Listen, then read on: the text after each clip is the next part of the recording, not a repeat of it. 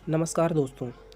BA तृतीय वर्ष का हिंदी प्रथम प्रश्न पत्र आज से हम स्टार्ट करने वाले हैं, जो कि है काव्य भाषा और हिंदी भाषा, जिसमें हम बेसिक से सभी तथ्यों एवं पॉइंट्स को अच्छी तरीके से सरल भाषा में पढ़ने वाले हैं। तो आइए शुरू करते हैं आज का टॉपिक। तो दोस्तों, पहले हमारा टॉपिक ही है, हमारा पार्ट ही है काव्य भाषा और हिंदी भाषा। तो इसमें भाषा शब्द का प्रयोग किया गया ना। तो पहले हम जानते हैं भाषा है क्या, है ना। भाषा के कितने रूप होते हैं, भाषा के क्या प्रकार होते हैं, तो उसको हम पढ़ लेते हैं पहले। तो भाषा की परिभाषा क्या है?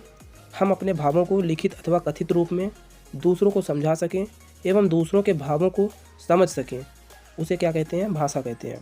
कहने का मतलब क्या है? हम अपने विचार, भाव, वार्तालाप जिस माध्यम से जिस तरीके से हम लिख करके, कह करके, संकेत करके किसी न किसी रूप में करते हैं, वो कोई ना कोई एक भाषा ही होती है ना। अर्थात भाषा एक क्या है? माध्यम है, जिसके द्वारा हम अपने विचारों को या वार्तालाप या बातों को प्रकट करते हैं या कहते हैं किसी दूसरे के समक्ष। ठीक है, तो वो क्या होती है? भाषा होती है। और भाषा कई प्रकार की हो सकती है, लेकिन माध्यम क्या होता है? केवल भाषा। ठीक है, अब आइए देखते हैं, आगे देखते हैं भाषा अर्थ क्या है। भाषा का अर्थ, है ना, कोई भी चीज़ें पढ़ेंगे उसका अर्थ क्या होता है, वो है क्या, उसकी पहले डिटेल जानेंगे तभी वो चीज़ें समझ में आती है। तो भाषा का अर्थ क्या है? भाषा संस्कृत की भाष धातु से उत्पन्न है, या भाष धातु से उत्पत्ति हुई है भाषा की, जिसका अर्थ क्या होता है? बोलना। जिसका अर्थ होता है बोलना। भाषा का अर्थ क्या है? बोलना। भाषा के प्रकार, मुख्य रूप से भाषा का दो प्रकार है। एक है मौखिक भाषा और दूसरी है लिखित भाषा। कुछ विद्वान इसका तीसरा रूप भी मानते हैं, जो कि है सांकेतिक भाषा। तो पहला हम देख लेते हैं मौखिक भाषा क्या है। जिस भाषा को मुख से बोला तथा कानों से सुना जाता है, उसे मौखिक भाषा कहते हैं। यानी कि अगर कोई भी व्यक्ति है, अगर मुंह से बिना लिखे, बिना संकेत किए अगर मुंह से अपनी बातों को समझाता है और सुनता है, तो वो कौन सी भाषा कहलाएगी? मौखिक भाषा कहलाएगी। ठीक है, और अगली है लिखित भाषा।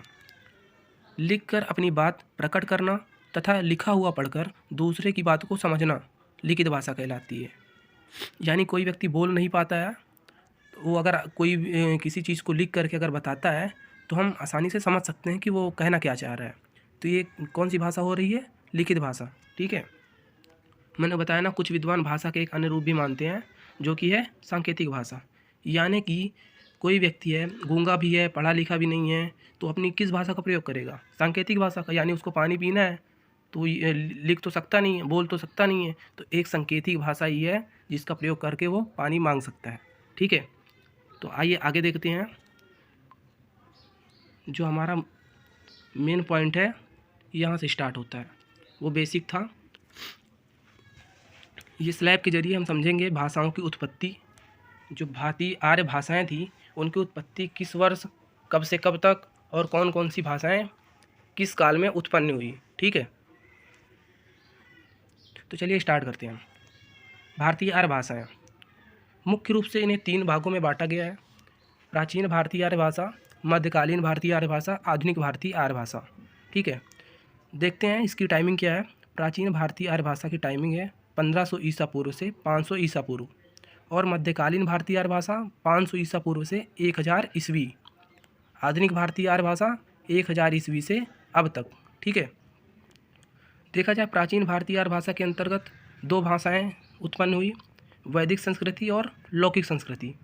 वैदिक संस्कृति की टाइमिंग है 500 ईसा पूर्व तक, और लौकिक संस्कृति,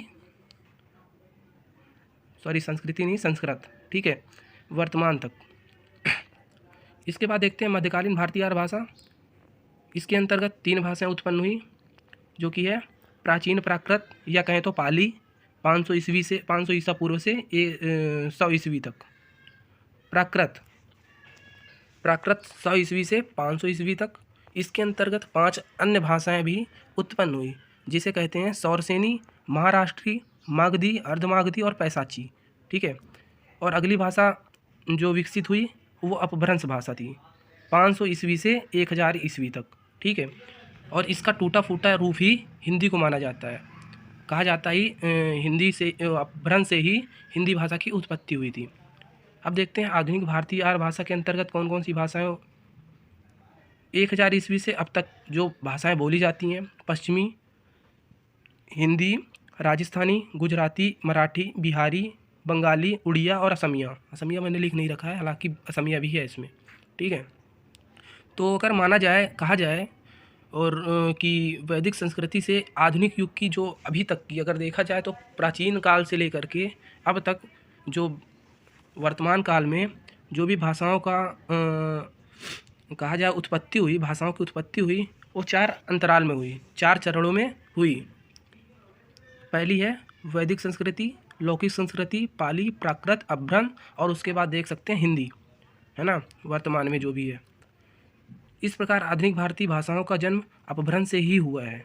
किससे हुआ है? अपभ्रंश भाषा से हुआ है। और हिंदी देखा जाए तो हिंदी किस भाषा का शब्द है? एक ये क्वेश्चन भी है, फेवरेट क्वेश्चन है। हिंदी मूलतः फारसी भाषा का शब्द है। किस भाषा का है? फारसी भाषा का है, ठीक है। चलिए आगे फिर नेक्स्ट टॉपिक में हम देखेंगे एकदम डिटेल में एक एक भाषाओं को, सभी भाषाओं के सभी पार्ट को और सभी सन जो भी है सभी को एक एक करके पढ़ने वाले हैं और डिटेल में पढ़ेंगे एकदम बेसिक से, ठीक है। तो अगला हमारा टॉपिक क्या होगा? प्राचीन भारतीय आर्य भाषा, ठीक है। चलिए आज के लिए बस इतना ही, पढ़ते हैं नेक्स्ट